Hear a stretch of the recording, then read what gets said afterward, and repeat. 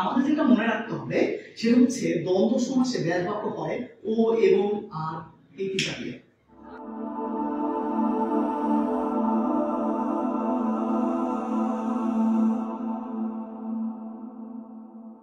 আসসালামু আলাইকুম, আমি প্রোগ্রেস কোচিং সেন্টারের বাংলা শিক্ষক সাকিব আহমেদ। আজকে আমরা যে বিষয়টা নিয়ে আলোচনা করব সেটা হচ্ছে সমাস। এই সমাসটা এসএসসি, এইচএসসি, জব প্রত্যেকটা ক্ষেত্রেই লাগে, সুতরাং আমরা একেবারে ভেতরের বিষয় নিয়ে আলোচনা করব, এটা খুব বেশি দরকার। আমরা চেষ্টা করি আজকে শেখার। প্রথমে আমরা যে সমাসের যে বিষয়টা নিয়ে আলোচনা করব সেটা হচ্ছে দ্বন্দ্ব সমাস। অর্থাৎ দ্বন্দ্ব সমাসটা কি জিনিস? দ্বন্দ্ব সমাস সবসময় উভয় পদ প্রধান হয়। অর্থাৎ উভয় পদ প্রধান ব্যাপারটা কেমন? উভয় পদ প্রধান ব্যাপারটা হচ্ছে পূর্বপদ এবং পরপদ দুইটারই ভূমিকা থাকবে। অর্থাৎ পূর্বপদ এবং পরপদ আমরা দুইটাকেই এখানে আসলে পাবো। পূর্বপদ পরপদ কেমন? যদি আমি বলতাম মা, এটা একটা পূর্বপদ। আমি যদি বলতাম বাবা, এটা হচ্ছে পরপদ। অর্থাৎ যদি এরকম করে থাকে তাহলে মাটা হচ্ছে পূর্বপদ এবং বাবাটা হচ্ছে পরপদ।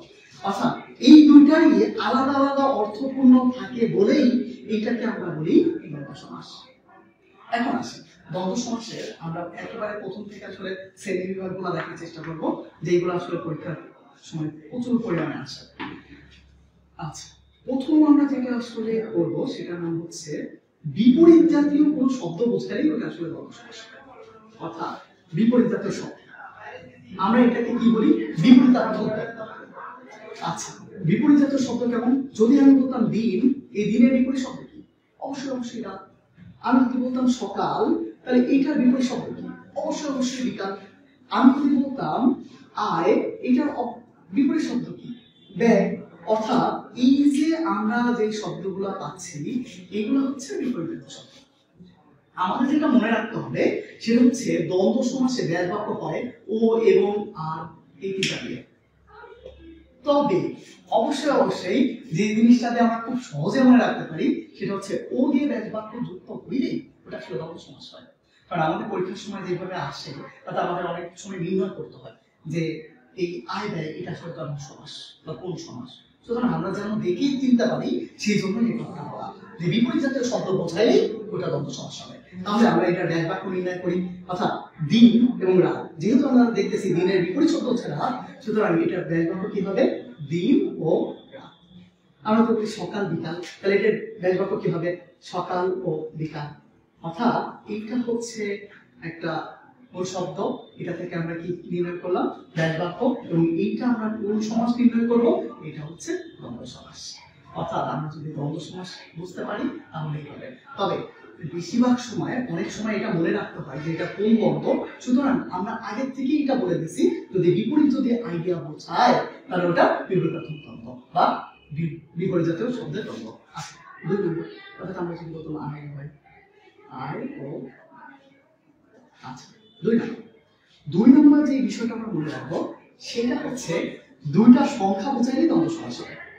যদি দুইটা সংখ্যা বোঝায় তাহলে ওটা কি বলছি আমরা? দ্বন্দ্ব সমাস। অর্থাৎ দুইটা সংখ্যা বোঝাইলে দ্বন্দ্ব সমাস। এইটাকে বলা হয় সংখ্যাবাচক দ্বন্দ্ব। অর্থাৎ ধরেন আমি যদি বলতাম 9, এটা একটা সংখ্যা, আমি যদি বলতাম 6, এই আরেকটা সংখ্যা। অর্থাৎ 9, 6 দুটো করে সংখ্যা আছে, তাহলে কি হবে? 9 ও 6। অর্থাৎ আমরা কিন্তু পাইছি একটু আগে যে এটা আসলে ও এবং আর এই তিনটাতে ব্যাস বাক্য করা যায়, কিন্তু আপনি অবশ্যই লিখতে পারতেন 9 এবং 6, কোনো সমস্যা নেই। আচ্ছা, এরপরে আমরা যদি বলতাম যে 7, 17, দেখেন কয়টা সংখ্যা আছে? অবশ্যই দুইটা সংখ্যা আছে। তাহলে আমরা কি লিখতে পারি? এটা যে 7 ও 17, 7 ও 17। অর্থাৎ আমরা যদি দুইটা করে সংখ্যা পাই আমরা সেটাকে কি বলতেছি? সংখ্যাবাচক দ্বন্দ্ব বা দুটো সংখ্যা বোঝাইলেই এটা দ্বন্দ্ব সমাস। সুতরাং আমরা যদি এটা মনে রাখি তাহলে আমাদের জন্য খুব বেশি সহজ হয়ে যাবে।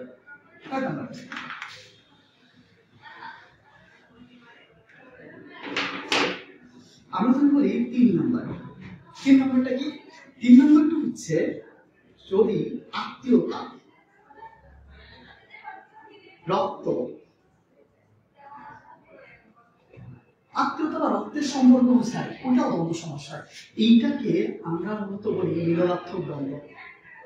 মিলনার্থক দ্বন্দ্ব অর্থাৎ যখন কিনা এরকম পরিবার ভিত্তিক সম্পর্ক বোঝাবে ওইটাও দ্বন্দ্ব সমাস হবে। অর্থাৎ আমরা এটা অবশ্যই অবশ্যই মনে রাখবো, পরিবারের দুটা ব্যক্তি যদি আসে ওটা দ্বন্দ্ব সমাস। অর্থাৎ ধরেন আমি যদি বলতাম মা বাবা, তাহলে কি যেহেতু দুটা ব্যক্তি আসছে। যদি বলতাম ভাই বোন, আছে কিনা? যদি বলতাম স্বামী স্ত্রী, আমরা পাইলাম কিনা? অবশ্যই এইগুলো সব দ্বন্দ্ব সমাস। তাহলে কি হয়ে যাবে? মা ও ভাই ও বোন। যদি বলতাম স্বামী ও স্ত্রী, অর্থাৎ যেই সম্পর্কগুলো পরিবার ভিত্তিক পাবো এইগুলো দ্বন্দ্ব সমাস হবে। আমরা তাহলে তিনটা শিখে ফেললাম। আমরা 4 নম্বরে যাই। অর্থাৎ দ্বন্দ্ব সমাসে এরকম করে অনেকগুলো ভাগ আমাদের আসলে করতে হয়, অর্থাৎ এগুলো সম্পর্কে প্রপার ধারণা থাকা উচিত। 4 নম্বরে আমরা যেটা করবো সেটার নাম হচ্ছে অলক দ্বন্দ্ব। অলক দ্বন্দ্বের ব্যাপারটা কেমন? অলক দ্বন্দ্বতে যেটা খুব বেশি মনে রাখতে হয় সেটা হচ্ছে এমন যে আমরা এখানে যেটা আসলে খুব বেশি মনে রাখি সেটা হচ্ছে দুটো শেষে একার আছে কিনা, মানে অর্থাৎ বিভক্তি আছে কিনা, বিভক্তি যুক্ত কিনা।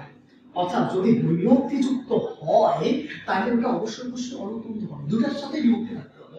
কোন বিভক্তি? আমরা এই ক্ষেত্রে সবচেয়ে বেশি পাই এ অন্তস্থ বা তে, এই বিভক্তি, অর্থাৎ সপ্তমী বিভক্তির উল্লেখ থাকে। অর্থাৎ যদি আমি বলতাম যে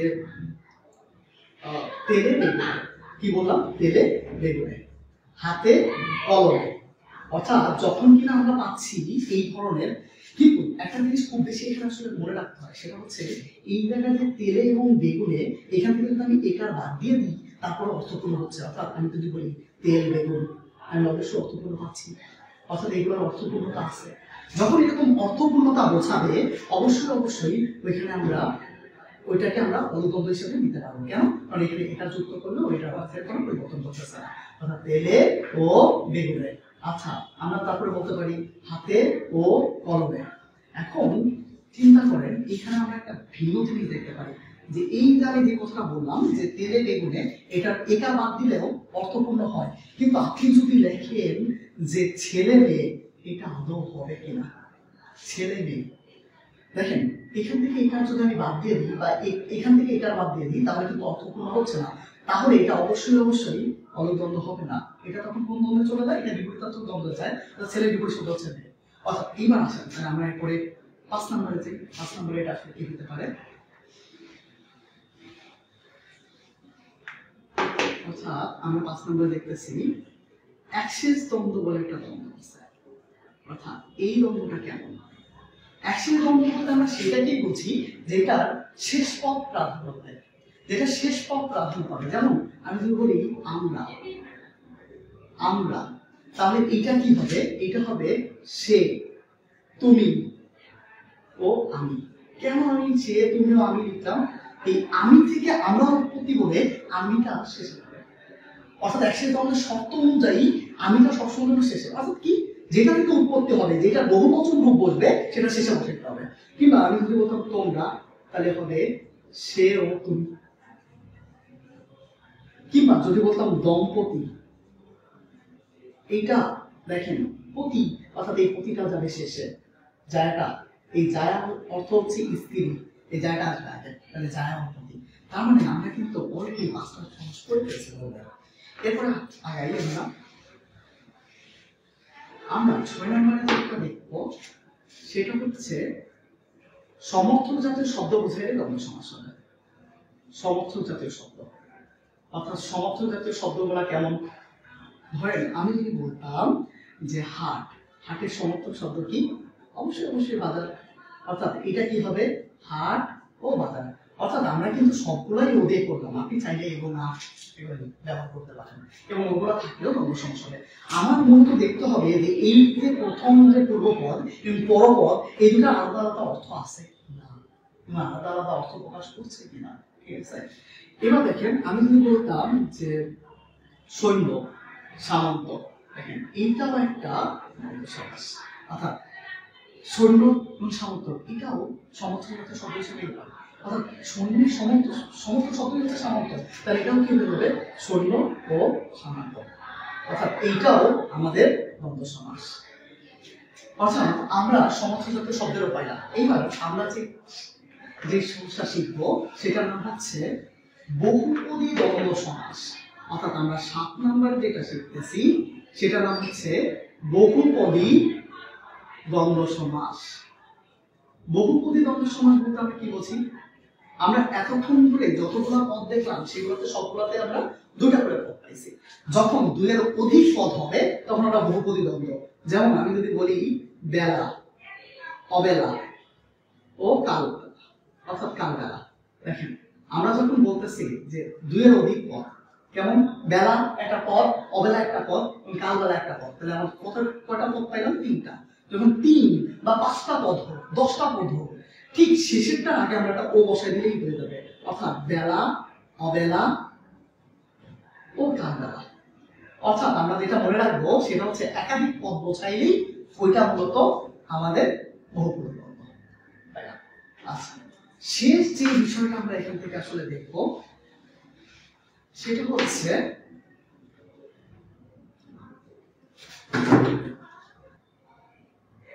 আচ্ছা, আমরা যে 8 নম্বরে যে বিষয়টা বলছি সেটা হচ্ছে এমন, ধরেন যদি মারামারি বা শত্রুতার সম্পর্ক বোঝায়, মারামারি বা শত্রুতার সম্পর্ক বোঝায়, ওইটাকেও আমরা বলতেছি দ্বন্দ্ব সমাস।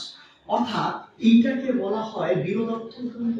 বিরোধাত্মক দ্বন্দ্ব অর্থাৎ বিরোধাত্মক দ্বন্দ্ব বোঝাইলে ওইটা হচ্ছে দ্বন্দ্ব সমাস। কেমন? ধরেন আমি যদি বলতাম ওহি আর নকল, এই ওহি মানে হচ্ছে সাপ আর নকল মানে হচ্ছে বেদি। কিংবা যদি বলতাম স্বর্গ নরক, এইটা হচ্ছে বিরোধাত্মক দ্বন্দ্ব। এটা নিয়ে অনেকের আসলে সমস্যা হয়, আমরা একটু ক্লিয়ার করি। ধরেন স্বর্গ, এই স্বর্গের বিপরীত শব্দ কি? অনেকে মনে করে নরক, না, স্বর্গের বিপরীত হচ্ছে নরক। কেন? একটা সময় যখন লোকজন মারা যাইতো সনাতন ধর্মের মধ্যে, তখন বলতেন স্বর্গবাসী হয়েছেন। তাহলে যারা জীবিত আছে তাদের কি বলা হতো? মর্ত্যবাসী। তাহলে চিন্তা করেন এর বিপরীত যে শব্দটা হবে সেটা অবশ্যই নরক, মানে হচ্ছে বিরোধ যেটা বোঝাবে সেটা নরকের সাথে বোঝাবে, অর্থাৎ ওইটা হচ্ছিল মুক্ত। তাহলে তাহলে এটা কি হয়ে যাবে? স্বর্গ ও নরক। অর্থাৎ আমরা সব দিয়ে ব্যাখ্যা করতে পারতেছি ওহি ও নকুল। অর্থাৎ এইগুলোকে আমরা কি বলছি? এগুলোকে আমরা বলতেছি বিরোধাত্মক দ্বন্দ্ব। আচ্ছা, আমরা মোটামুটি দ্বন্দ্ব সমাসের বেশ কিছু আইডিয়া পেয়ে গেলাম। এছাড়াও কিছু দ্বন্দ্ব সমাস আছে যেগুলোকে বলা হয় নিপাতনের সিদ্ধ দ্বন্দ্ব সমাস। আমরা একটু জাস্ট একটা এক্সাম্পল দেখতে পারি যে নিপাতনের সিদ্ধ দ্বন্দ্ব সমাস কেমন। ধরেন এই নিপাতনের সিদ্ধ দ্বন্দ্ব সমাস যেটা নিয়ম মানে না, যেমন আমি যদি বলি কুশীল, এটা হবে কুশীল লব,